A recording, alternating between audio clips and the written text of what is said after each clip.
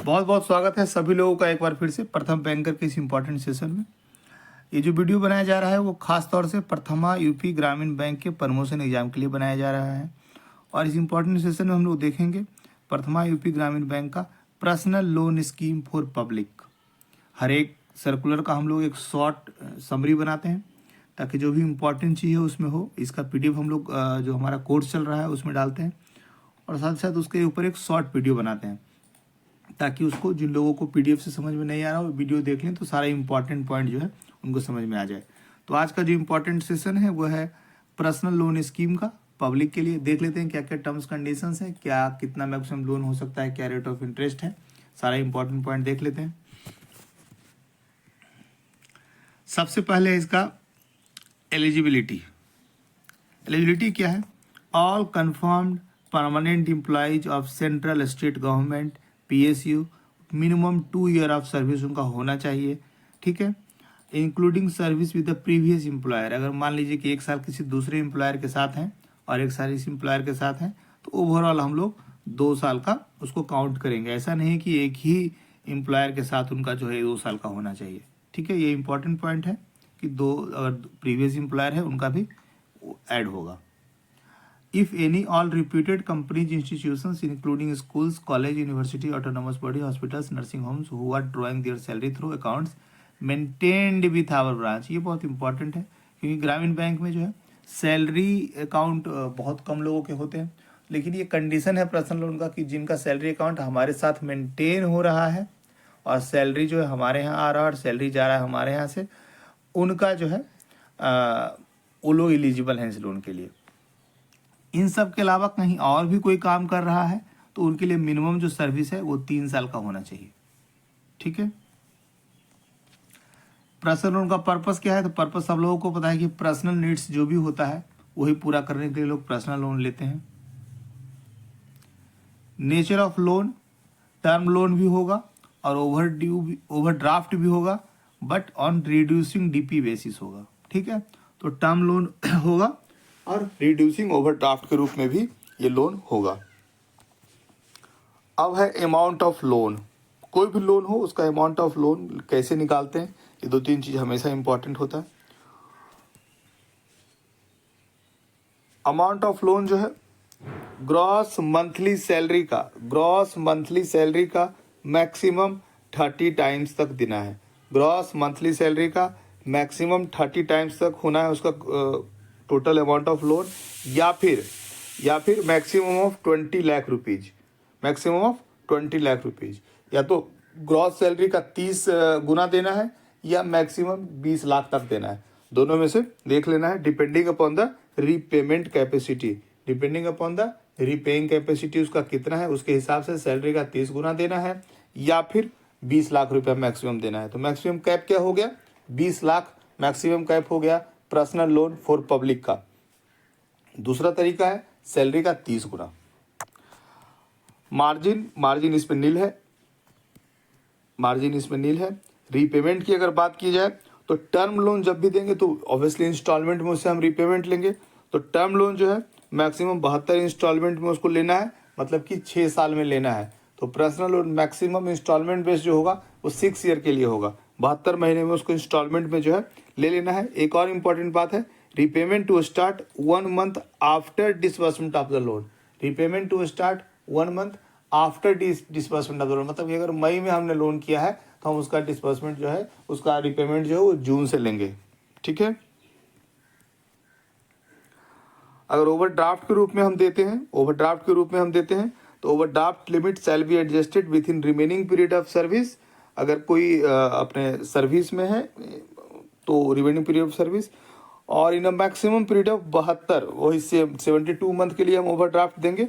हर महीने जो है months by reducing drawing power equivalent to EMI amount at the beginning of every month. हर महीने जो है रिड्यूसिंग OD का मतलब होता है कि हर महीने जितना उसका EMI बनता था उतना हम OD का लिमिट को रिड्यूस करते चले जाएंगे। Repayment should be fixed on realistic basis which should not exceed the prescribed limit of gross monthly salary income of the borrower, ठीक है। तो ग्रॉस मंथली सैलरी या इनकम जो है अगर किसी का 30,000 तक है किसी का 30,000 पर मंथ तक है, तो उस केस में मैक्सिमम परमिसेबल डिडक्शन जो है वो 50% से ऊपर नहीं होगा। ये भी इम्पोर्टेंट पॉइंट है। किसी का सैलरी 30,000 तक है तो मैक्सिमम परमिसेबल डिडक्शन जो आप ईएमआई बनाइएगा वो 50% ऑफ द सैलरी से ऊपर नहीं होना चाहिए। या कोई एग्जिस्टिंग उसको ऑलरेडी ईएमआई है और आप भी ईएमआई दे रहे हैं तो दोनों मिला के 50% से ऊपर नहीं होना चाहिए। अगर उसकी सैलरी 30,000 तक है तो 30,000 से ऊपर सैलरी है तो भी मैक्सिमम परमिसेबल डिडक्शन जो है वो 60% से ऊपर नहीं होना चाहिए।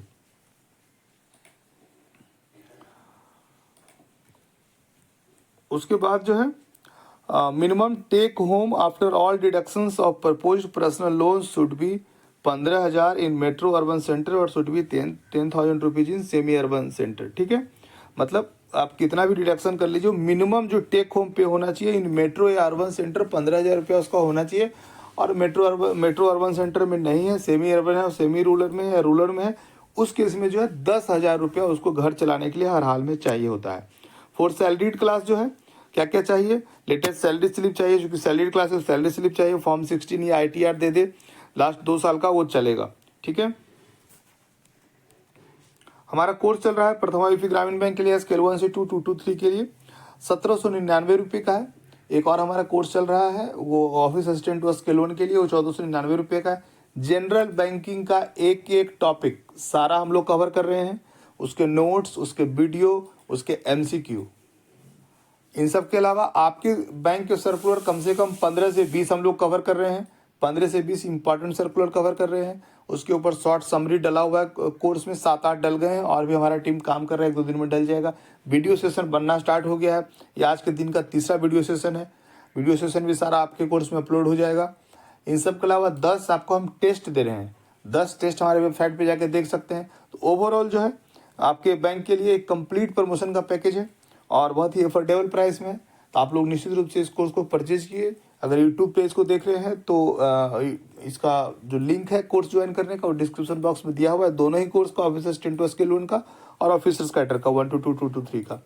या फिर आप मुझसे कोई इंक्वायरी करना चाहते हैं, बात करना चाहते हैं इस बारे में, कुछ और आपको कन्फ्यूजन है तो हमारा मोबाइल नंबर है 7970903637 7970903637। इस पर आप मुझसे कॉल कर सकते हैं, व्हाट्सएप कर सकते हैं। ऑफिस टाइम में कॉल करने से थोड़ा सा परहेज कीजिएगा क्योंकि मैं खुद वर्किंग हूँ। कोशिश करना है कि ऑफिस टाइम के अलावा ऑफिस टाइम में अगर कर रहे हैं तो सिर्फ व्हाट्सएप कीजिए, व्हाट्सएप पे आपको प्रॉपर जवाब मिल जाएगा। और इम्पोर्टेंट देखते हैं रेट ऑफ इंटरेस्ट की बात की जाए तो रेट ऑफ इंटरेस्ट जो है, अगर आपका सिविल स्कोर 750 से ऊपर आया है, अगर आपका सिविल स्कोर 750 से ऊपर आया है उस केस में रेट ऑफ इंटरेस्ट जो है 10.25 का है। अगर आपका सिविल स्कोर 700 से ऊपर और 750 से नीचे आया है या फिर नील क्रेडिट हिस्ट्री है उस केस में जो है 11% उसका आपका रेट ऑफ इंटरेस्ट है। अगर आपका सिविल स्कोर 700 से नीचे है और बैंक का क्रेडिट पॉलिसी अलाउ करता है लोन देने के लिए उस केस में जो है 11.50% है। Upfront fee and documentation charges, हालांकि ये चेंज होता रहता है बट प्रेजेंटली जो उसमें है upfront fee 1% of the loan amount है, 1% ऑफ द लोन अमाउंट है प्लस जो भी टैक्स होगा। डॉक्यूमेंटेशन चार्ज जो है 500 रुपया प्लस जो भी टैक्स है। ठीक है, तो अपफ्रंट फी 1%, डॉक्यूमेंटेशन चार्ज 500 रुपया। सिक्योरिटी है suitable third party guarantee acceptable to the bank subject to the condition that one employer will not stand as guarantor in more than 2 accounts. Cross guarantee not permitted. Cross guarantee not permitted का क्या मतलब हो गया, मैं उसका guarantor बन गया वो मेरा गारंटर बन गया, इस तरह से नहीं होता है। हालांकि दूसरा एम्प्लॉय जो है वो गारंटर बन सकता है बट उसमें भी कंडीशन है मोर देन 2 अकाउंट में गारंटर नहीं बन सकता है। अब आ गया लोनिंग पावर का, तो लोनिंग पावर मतलब किस स्केल के लोग कितना लोन कर सकते हैं। मैक्सिमम तो 20 ही करना है, ठीक है, मैक्सिमम 20 करना है। तो पर्सनल लोन जो है वो सीलिंग 20 है। स्केल 1 का कोई है ब्रांच मैनेजर तो स्केल 1 का मैक्सिमम जो पावर है वो 5 लाख है इस केस में, इस स्कीम के केस में। स्केल 2 का 12 लाख है, स्केल 3 का 15 लाख है, स्केल 4 का 20 लाख है। और हेड ऑफिस में जो आरओ में और हेड ऑफिस में जो कमेटियाँ बनी हुई है इस लोन को करने के लिए उनका भी 20-20-20-20 का पावर है। ठीक है, ये कोर्स जो है ये ऑफिस असिस्टेंट स्केल 1 का कोर्स है 1499 का।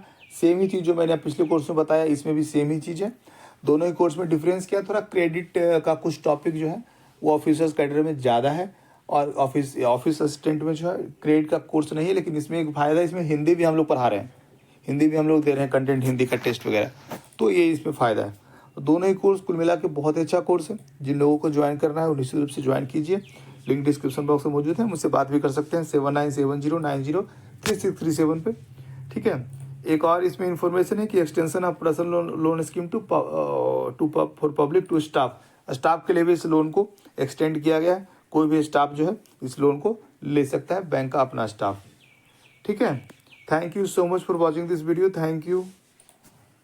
बड़ी कम वीडियो बना रहे हो।